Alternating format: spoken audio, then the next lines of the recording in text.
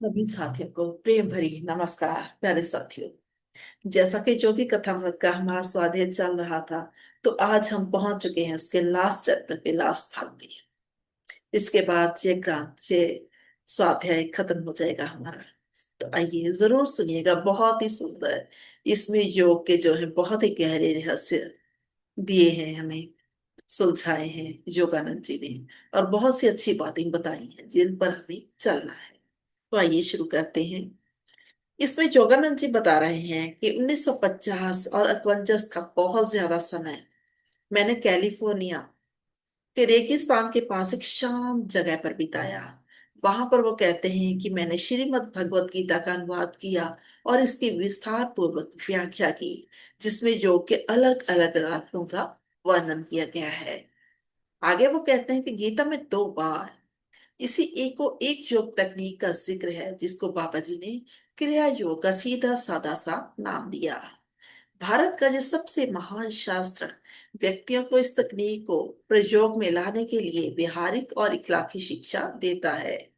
हमारे स्वप्न संसार के महासमंदर में वो कहते हैं श्वास माया की एक खास आंधी है, जो अलग अलग लहरों का सभी लोगों और सभी भौतिक चीजों के स्वरूपों का ज्ञान पैदा करती है। आगे वो कहते हैं भगवान श्री कृष्ण ने इस पवित्र विज्ञान की तरफ इशारा किया है, जिस द्वारा मनुष्य अपने शरीर के ऊपर पूरा अधिकार स्थापित करके इसे जब चाहे अपनी इच्छा अनुसार शुद्ध शक्ति में बदल सकता है। और आगे वो बताते हैं कि हमारे शास्त्र योग विज्ञान को इसलिए महत्व देते हैं कि आम व्यक्ति भी इसका प्रयोग कर सकता है। ये सत्य है कि कभी कभार श्वास के रहस्य को बगैर योग तकनीक के प्रयोग के भी सुलझा लिया गया है। जैसे परमात्मा ने में बहुत ज्यादा श्रद्धा भक्ति रखने वाले संतों ने ऐसा किया है। जैसे ईसाई, मुसलमान और भी कई संतों को सचमुच ही सविकल्प समाधि की निश्चल और निर्श्वास अवस्था में देखा गया था, जिसके बगैर कोई भी मनुष्य ईश्वर अनुभूति के पहले चरण में दाखिल नहीं हो सकता। इसलिए जब भी कोई संत निर्विकल्प समाधि या सर्वोच्च समाधि में स्थापित हो जाता है, तो वो अखंड रूप में परमात्मा में स्थापित हो जाता है। फिर बेशक वो श्वासहीन अवस्था में रहे या श्वास पर श्वास की निश्चल अवस्था में, या फिर अपना काम काज जो है वो करता रहे। आगे वो बताते हैं कि 17वीं सदी के ईसाई संत ब्रदर लॉरेंस ने कहा है कि उनको परमात्मा की पहली झलक एक पेड़ के दर्शन करके प्राप्त हुई। अब वो आगे कहते हैं कि अक्सर ही सभी लोग पेड़ देखते हैं, लेकिन अफसोस बहुत ही कम लोग उस पेड़ में उसके रचनहार को देख सके हैं। ज्यादा लोग भक्ति की उन प्रचंड शक्तियां जगाने के समर्थ ही नहीं, जो सभी धर्मों के एकांकी एकांती संतों महात्माओं में स्वाभाविक ही होती हैं। बेशक वो पूरब के हों या पश्चिम के, लेकिन इसका मतलब ये नहीं कि आम व्यक्ति के लिए परमात्मा से मिलाप की कोई संभावना नहीं है। अपने आत्म स्वरूप को जगाने के लिए उसको सिर्फ इतना ही करने की जरूरत है कि वो क्रिया योग का अभ्यास करे, रोजाना जिंदगी में यम और नियम का पालन करे, और उसमें सच्चे दिल से ये कहने का हौसला हो कि परमात्मा, मैं आपके दर्शनों के लिए तड़प रहा हूँ। तो आगे वो कहते हैं कि भारत के कुछ महान जैन संतों को तीर्थंकर तीर्थंकर यानी पार करवाने वाला इसलिए कहा जाता है क्योंकि वो रास्ता दिखाते हैं जिन पर चलकर दुखी मनुष्य संसार सागर को पार कर जाए। अपने कर्म फलों के चक्रों की वजह से जो बार बार इस धरती पर आ रही हैं, तो जन्म मरण से उनका छुटकारा हो जाए। इसलिए योगी मन के संयम भाव चित्त वृत्ति निरोध के ऊपर ध्यान देता है। जिंदगी और मृत्यु का रहस्य इसको सुलझाने के एको एक उद्देश्य से व्यक्ति इस धरती के ऊपर आता है।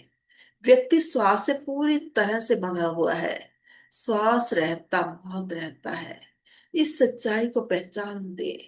भारत के प्राचीन ऋषियों ने श्वास की डोर को ही पकड़ लिया और श्वास रहित अवस्था में जाने के लिए एक पक्के और विभागशील विज्ञान का विकास कर लिया।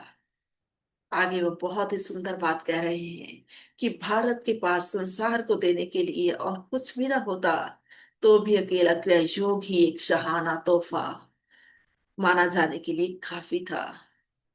बाइबल के अनेक पहरे ऐसे हैं, वो कहते हैं, जिनसे ये स्पष्ट होता है कि हिब्रू गुरुओं का ये ज्ञान था कि ईश्वर ने श्वास को शरीर और आत्मा के बीच एक डोरी का काम करने के लिए बनाया था। जेनेसिस में कहा गया है कि परमात्मा ने धरती को मिट्टी के साथ आदमी की रचना की और उसके नाक में प्राण का संचार कर दिया। इस तरह वो एक जीता जागता व्यक्ति बन गया। मनुष्य शरीर की रचना, वो कहते हैं, धातु और रासायनिक तत्वों से हुई है, जो कि धरती की मिट्टी में मौजूद होते हैं। और अज्ञानी व्यक्ति के शरीर में आत्मा श्वास से प्राण प्रवाह न करती तो मनुष्य का शरीर कोई काम ही ना कर सकता, और ना ही उसमें कोई ताकत होती। मनुष्य शरीर में, वो कहते हैं, 5 प्राण काम करते हैं, जो कि सर्वव्यापी आत्मा ओम के स्पंदनों का प्रगटावा है। आगे वो कहते हैं, क्योंकि आत्मा के प्राण प्रवाह इतनी तेज रफ्तार से श्वास के डोर के साथ शरीर में दाखिल होते हैं कि व्यक्ति परिणाम को ही कारण समझने की भूल कर बैठता है। व्यक्ति को अपनी चैतन्य अवस्था में शरीर और श्वास का एहसास बना रहता है। नींद की हालत में सरगर्म होने वाली अवचेतन अवस्था में शरीर और श्वास से उसके पद का संबंध उतने समय के लिए टूट जाता है। पर अचेतन अवस्था में वो इस वहम से मुक्त हो जाता है कि उसके शरीर की जो होंद है वो श्वास के ऊपर निर्भर है। परमात्मा, वो कहते हैं, श्वास के बिना भी रहता है। उसके प्रतिबिंब आत्मा को श्वास रहित अवस्था में ही पहली बार अपने आत्म स्वरूप का ज्ञान होता है। और आगे वो मृत्यु की व्याख्या करते हैं कि जब आत्मा के विकास की रफ्तार तेज कर देने वाले कर्मों के कारण शरीर और आत्मा के बीच में श्वास की जो टूट जाती है, तो अवस्था में अचानक परिवर्तन आ जाने की वजह से उस परिवर्तन को मृत्यु कहते हैं। लेकिन क्रिया योगी की श्वास की डोरी कर्म संयोग के क्रूर विघ्न से नहीं, बल्कि वैज्ञानिक ज्ञान द्वारा, और वो भी उसकी अपनी मर्जी से ही टूटती है। जन्म के बाद, वो कहते हैं, हर एक जन्म में व्यक्ति अपने पूर्ण देवत्व की तरफ बढ़ता चला जाता है। बेशक वो ये उन्नति अपनी ही रफ्तार से करता है, बेशक वो कितनी ही अस्थिर या दिशाहीन क्यों ना हो, लेकिन उन्नति के इस रास्ते के ऊपर मृत्यु कोई रुकावट नहीं बनती। अब आगे वो कटाक्ष करते हुए कहते हैं कि अब ये तो नहीं हो सकता कि संसार की रचना करने में ही परमात्मा ने अपनी पूरी प्रतिभा खत्म कर दी हो, और अब परलोक में हमारी उत्सुकता जगाने के लिए उसके पास वीणा की झनकार के अलावा कुछ भी न हो। आगे वो कहते हैं कि मृत्यु हमारा वजूद खत्म नहीं करती, ना ही जिंदगी से पक्का छुटकारा दिलाती है, और ना ही वो अमृत्यु का दरवाजा है। जो व्यक्ति इस भौतिक संसार में आनंद प्राप्त करने के लिए अपनी आत्मा से दौड़ता रहा हो, वो सूक्ष्म संसार की अनंत सुंदरता में आत्मा को कभी प्राप्त नहीं कर सकेगा। वहां वो सिर्फ सूक्ष्म अनुभूतियों को, सुंदरता और सच्चाई को, जो एक ही चीज है, उनकी तरफ ज्यादा भावुक प्रतिक्रिया को इकट्ठी कर लेता है। आगे कहते हैं योगानंद जी कि अनेक वर्षों तक मैं एनिसिनेटस और लॉस एंजल्स में पतंजलि के योग सूत्र और दर्शन के और गहरे ग्रंथों के ऊपर शिक्षा ग्रुप उन्होंने चलाई। एक दिन, वो कहते हैं, एक शिक्षा ग्रुप के एक विद्यार्थी ने मुझसे पूछा, परमात्मा ने आत्मा और शरीर को जोड़ा ही क्यों?